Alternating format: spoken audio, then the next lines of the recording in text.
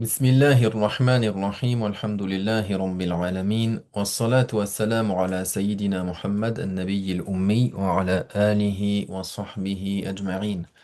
اللهم إنا نستهديك لأرشد أمرنا وزدنا علما ينفعنا. أما بعد, nous continuons notre cours à partir du livre إتحاف الطالب du Cheikh Abu Bakr, fils de Mohammed al-Mullah al-Ahsa'i, rahimahullah ta'ala. Nous sommes arrivés au chapitre des règles.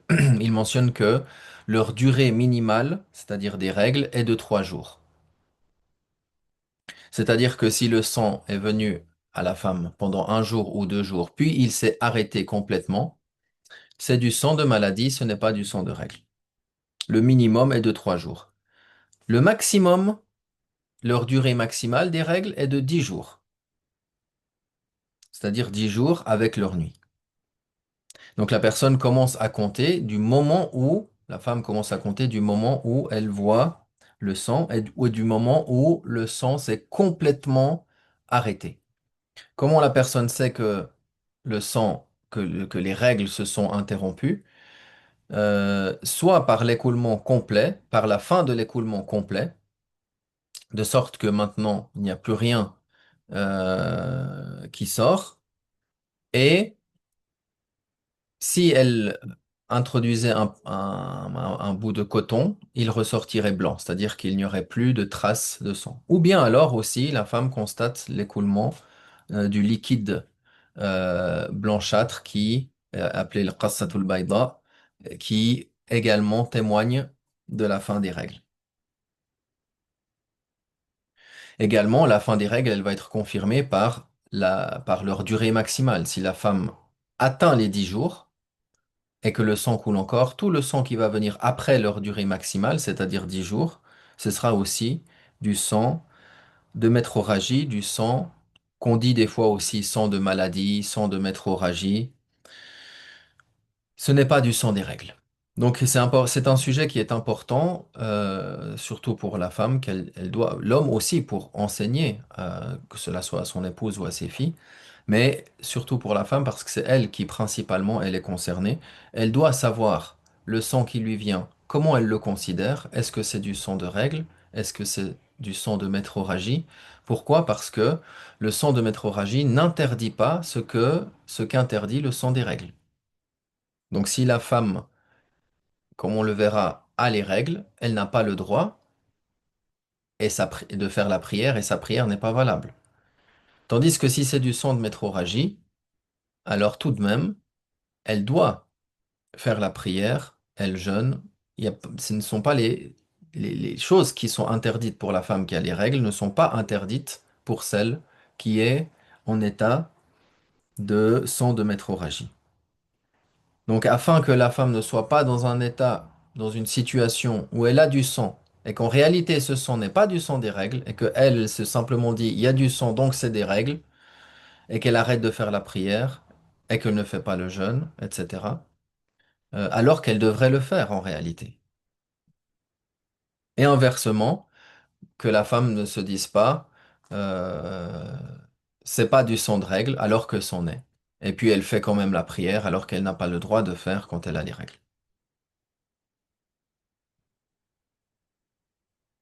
Donc ce qui est inférieur à ça, inférieur aux 3 jours, ou supérieur aux 10 jours, alors c'est du sang de métrorragie. Également, ce qu'une femme enceinte observe, le sang qui s'écoule durant la grossesse de la femme, c'est considéré chez les Hanafites comme du sang de métrorragie.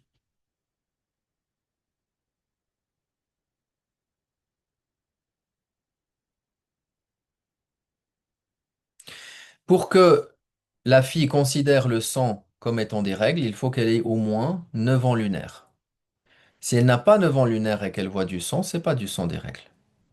Également, la femme qui est ménopausée, c'est-à-dire la femme qui a atteint l'âge de la ménopause, qui est, selon la vie qui prévaut, la vie notoire, qui est d'environ 55 années lunaires. La femme enceinte, le sang qu'elle voit est du sang de métrorragie. Même si c'est avant la sortie de la plus grande partie de son enfant, lors de l'accouchement. Tant que l'enfant n'est pas, la plus grande partie de l'enfant est sortie, c'est toujours du sang de métrorragie.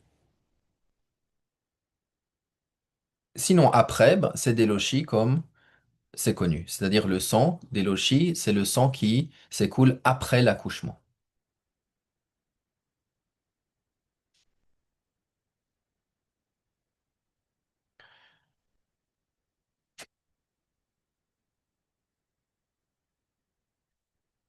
Également, la durée maximale des lochis est de 40 jours et il n'y a pas de limite minimale. C'est-à-dire que même si la femme, elle ne voit qu'un instant un écoulement du sang et après il s'arrête, après l'accouchement, on considère que c'est du sang de lochi. Il n'y a pas de minimum pour considérer le sang après l'accouchement comme étant du sang de lochi.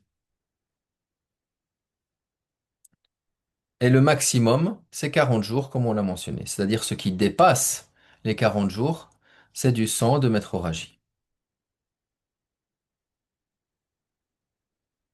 Maintenant, si la femme elle a un écoulement de sang pendant 5 jours, après le sang s'arrête, puis le sang reprend le neuvième et le 10e jour, puis il s'arrête, elle considérera ces règles comme étant de 10 jours. C'est-à-dire que l'intervalle qu'il y a eu entre l'écoulement des deux sangs, il est, dans cet exemple-là, considéré comme étant du sang de règle. Bien sûr, la femme, elle juge sur l'apparence. Quand elle voit le sang, elle est dans une période où c'est une période possible pour les règles. Elle voit le sang, elle considère cela comme du sang de règle. Donc elle s'arrête, elle arrête de faire les choses qui sont interdites à la femme qui a les règles. Et si le sang s'arrête complètement, alors elle considère que elle est maintenant à la fin de ses règles. Donc elle va faire ce qui est nécessaire, elle va faire le ghusl, etc. Elle va faire la prière, faire le jeûne. Mais le sang maintenant lui revient toujours dans la durée maximale des règles.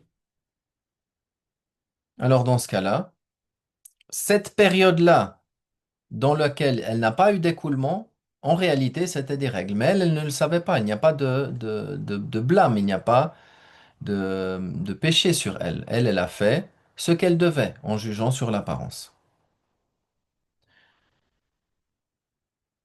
Maintenant, si le sang dépasse les 10 jours,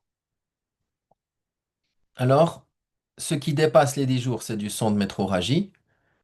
Et si elle avait une habitude, l'habitude c'est la dernière période de règle qu'elle avait, elle avait une habitude de 7 jours, et puis durant les règles précédentes, elle maintenant, le sang, il a dépassé les 7 jours.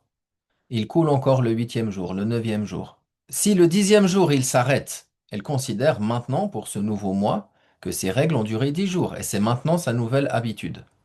Mais si le sang ne s'est pas arrêté, il a continué et il a dépassé les 10 jours, alors si elle a une habitude qui est dans l'exemple cité 7 jours, qu'est-ce qu'elle fait?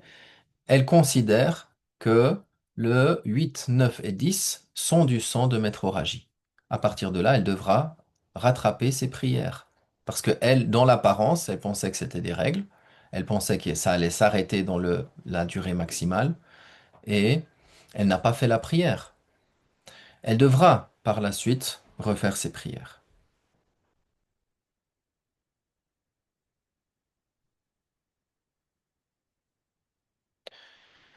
La durée minimale de pureté est de 15 jours. C'est-à-dire que entre deux, par exemple, écoulement de règles, il faut au minimum une période de 15 jours. C'est-à-dire que si entre deux, elle a eu du sang, durant ces 15 jours, ce sera du sang de métrorragie. Ce ne sera pas du sang de règle. Ce qui est interdit à la femme qui a les règles et les lochis, il mentionne la prière. La prière est interdite et n'est pas valable. Le jeûne également, la récitation du Coran, également le toucher, c'est-à-dire toucher sans intermédiaire le Coran. pour ça qu'il mentionne sauf avec une couverture, c'est-à-dire une couverture qui est séparée, indépendante du Coran. Hein, ce n'est pas seulement si c'est la couverture. La couverture fait partie du Coran, même si c'est le cuir qui l'entoure et qui est attaché, fixé, cousu avec le mushaf, avec le Coran, c'est également considéré comme du Coran. Même la première page qui est toute blanche, alors également, c'est considéré comme faisant partie du Coran. Tout cela, la femme qui a les règles ou les lochis n'a pas le droit de toucher sans intermédiaire. S'il y a un intermédiaire, elle a un morceau de tissu ou c'est posé sur une table et puis la personne porte la table, alors il n'y a pas de problématique en cela. Également, l'entrée dans la mosquée. Entrer dans la mosquée également, c'est quelque chose qui est interdit pour la femme qui a les règles ou la femme qui a les lochis. Également, la circumambulation, ce qu'on appelle le tawaf, n'est pas permis, mais il reste valable. Dans l'école hanafite, avoir la purification durant le tawaf, durant la circumambulation, c'est une obligation, mais pas une condition de validité. C'est-à-dire que si la femme avait les règles et a quand même fait le tawaf est valable, mais elle devra s'acquitter d'une expiation. Elle devra égorger, elle devra égorger.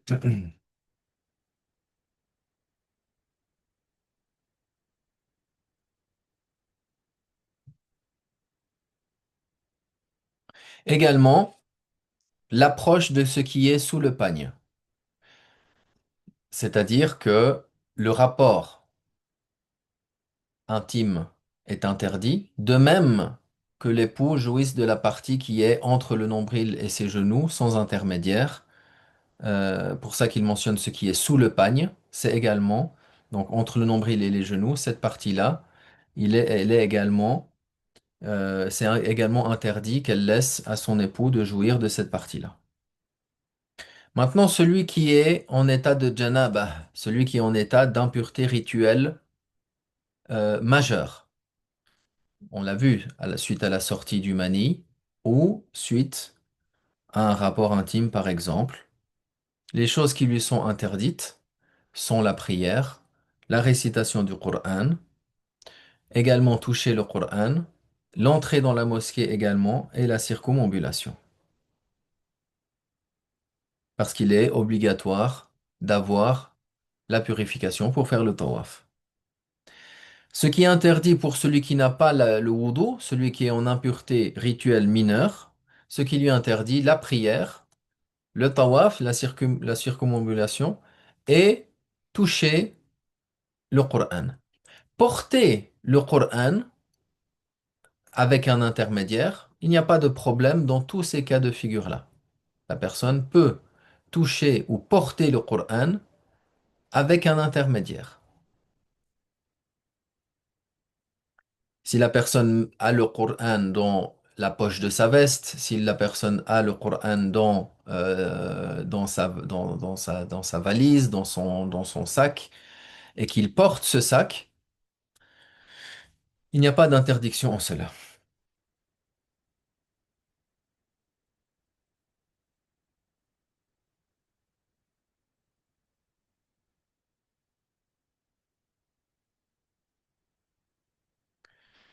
Il mentionne que la femme qui est en métrorragie et également celui qui a une excuse, comme celui qui a une incontinence urinaire, un saignement de nez, continue, de sorte que cette incontinence urinaire ou ce saignement de nez continue, il ne lui laisse pas le temps de la purification et de la prière sans qu'il y ait encore cet empêchement, c'est-à-dire cette incontinence ou un saignement du nez.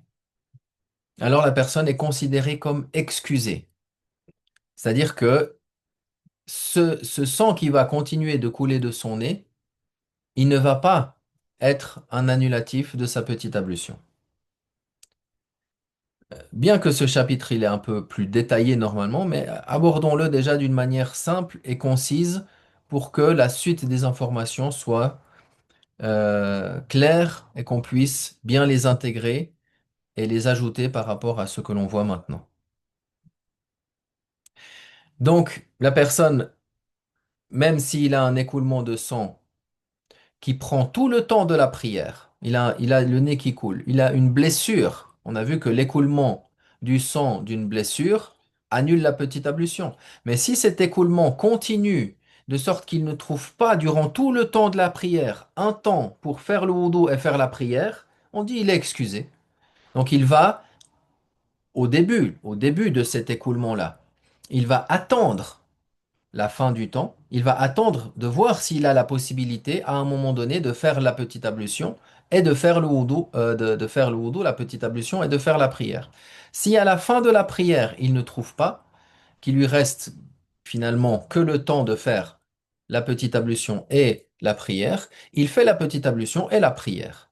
Et sa prière, il est dans une situation excusée, sa prière, elle est valable. Ce sang-là qui continue de couler n'est plus considéré pour lui, dans son cas, comme quelque chose qui annule son wudu.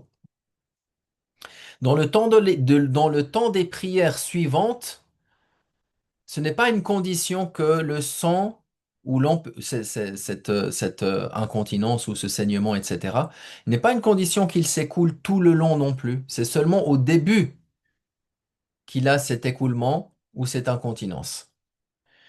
Par la suite, si durant un moment dans le temps de la prière, il a un écoulement d'urine, il a un écoulement du sang, alors il est toujours considéré comme excusé. Et une fois qu'il a un temps de prière entier sans écoulement, alors maintenant on dit il n'est plus dans la situation de la personne qui est excusée.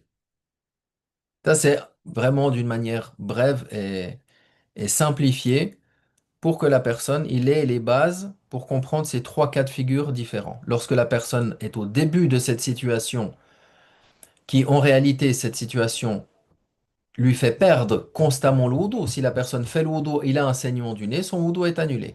Si la personne fait le wudu et après il a un écoulement d'urine, son wudu est annulé. Mais si la personne il a une incontinence ou un saignement de nez qui est continu, de sorte comme on a dit au début, dans le premier temps de prière, il ne trouve pas le temps de faire le wudu et la prière, alors il est excusé.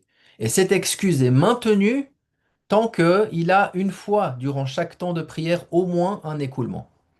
Et cette excuse, elle est interrompue dès lors que la personne, durant un temps complet, elle n'a plus cette incontinence ou ce saignement. Mais on parle ici, bien sûr, et on dit il est excusé, mais c'est pas pour toutes les choses qui annulent le wudu. C'est pour cette chose-là qui le concerne, dans laquelle il est excusé. Si la personne il a une blessure qui coule constamment, on dit il est excusé. Ok. Maintenant, s'il a une autre blessure qui, par la suite, intervient, ou il a une sortie d'urine, alors le wudu est annulé, bien sûr. Mais on parle de cette excuse précise, et même, celle-là même. Et il fera un wudu pour chaque prière obligatoire. Et il peut ensuite, donc à chaque temps de prière, pour chaque prière obligatoire, il doit faire un wudu, mais par la suite, il peut prier autant de prières surérogatoires qu'il veut.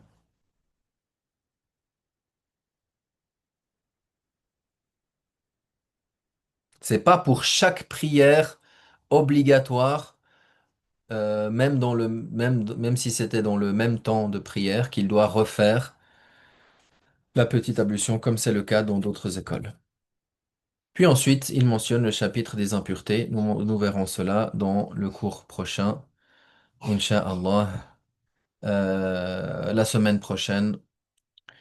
Wa sallallahu wa sallam ala sayyidina Muhammad wa ala alihi wa sahbihi wa sallim. Walhamdulillahi rabbil alamin.